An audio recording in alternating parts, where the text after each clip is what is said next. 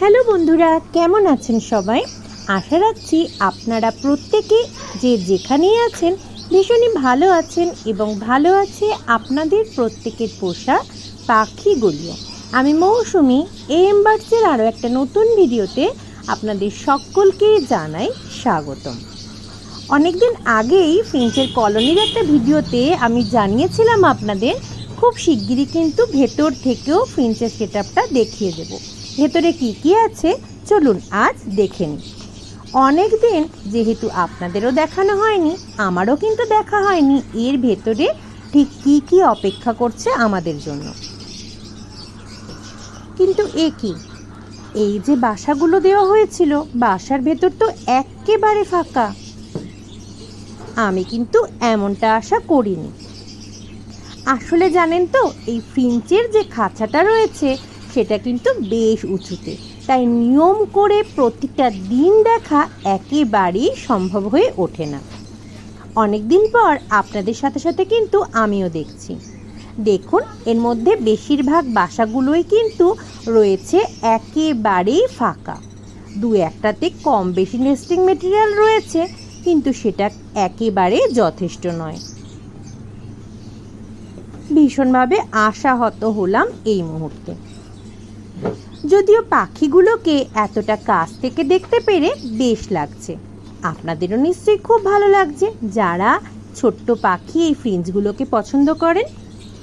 জানেন তো, আমাদের কলোনিতে, আমাদের ফার্মে বহু বছর আগে কিন্তু ফ্রিঞ্জ ছিল, আর সেটা ছিল অনেক বেশি পরিমাণে। মাঝখানের বেশ কয়েকটা বছর শুধুমাত্র লাভবার্ডই যেহেতু আমাদের কলোনিতে ছিল, সেই কারণে কিন্তু ফ্রিঞ্চের দেখা পাওয়াই যায়নি।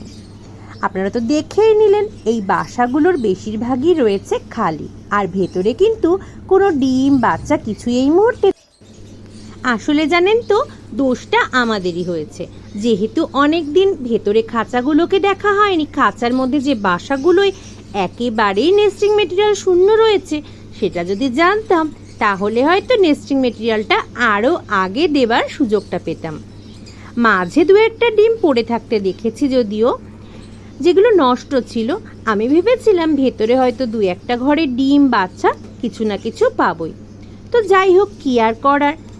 অর্ণব কিন্তু এই মুহূর্তে বেশ কিছু নেস্টিং মেটেরিয়াল দিয়ে দিয়েছে ওদের ঘরে। খুব ভালো লাগে জানেন তো, এই নেস্টিং মেটেরিয়ালগুলো দেওয়ার বেশ কিছুক্ষণের মধ্যে থেকেই ওরা কিন্তু সেগুলোকে নিজেদের বাসায় নিয়ে যাওয়ার চেষ্টা করে। দেখুন, যেমন বলা ঠিক তেমনই কাজ। আমি একটু দূরে সরে এসেছি, আর এই যে কচি সবুজ ঘাসগুলোকে দেওয়া হয়েছে, তার মধ্যে দেখুন একটা দুটো করে পাখিগুলো নামতেও শুরু করে দিয়েছে, যেগুলো দেখতে কিন্তু আমার বেশ লাগে। এমনিতেই ফ্রিঞ্চ আমার ভীষণ পছন্দের পাখি।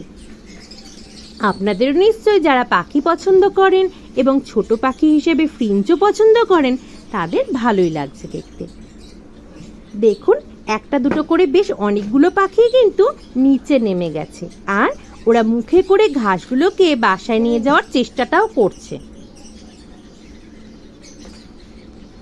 যদিও এইবার ভেতরে বাসাগুলোকে দেখে আমি বেশ কষ্ট পেয়েছি, কারণ ছোট্ট ছোট্ট বাচ্চা কিংবা ডিম আমাদের মনকে কিন্তু অনেকটাই আনন্দিত করে তোলে। এই মুহূর্তে সেসব কিছুই দেখতে যদিও পেলাম না, তবে আমি আশাবাদী খুব তাড়াতাড়ি ওদের ঘরে ছোট্ট ছোট্ট বাচ্চা ডিম অবশ্যই দেখব, আর সেগুলো শেয়ার করব আপনাদের সাথেও। পাখিগুলোকে কিন্তু যথেষ্ট কাছ থেকে আজ আপনারা দেখতে পেয়েছেন, আর সেটা দেখে নিশ্চয়ই আপনাদের মন ভালো হয়ে গেছে। আজ কিন্তু এখানেই রাখবো। খুব তাড়াতাড়ি পরবর্তী কোনো আপডেট নিয়ে আপনাদের সঙ্গে আবারও দেখা হবে। ততক্ষণের জন্য আপনারা যে যেখানেই রয়েছেন খুব ভালো থাকবেন, সাবধানে থাকবেন, সুস্থ থাকবেন, আর যেভাবে প্রতি মুহূর্তে প্রতিটা সময় আমাদেরকে সাপোর্ট করে চলেছেন, সেভাবেই আগামীতেও কিন্তু আপনাদের সাপোর্ট আমাদের ভীষণভাবে সহযোগিতা করবে এগিয়ে যেতে। তাই আপনাদের অশেষ ধন্যবাদ।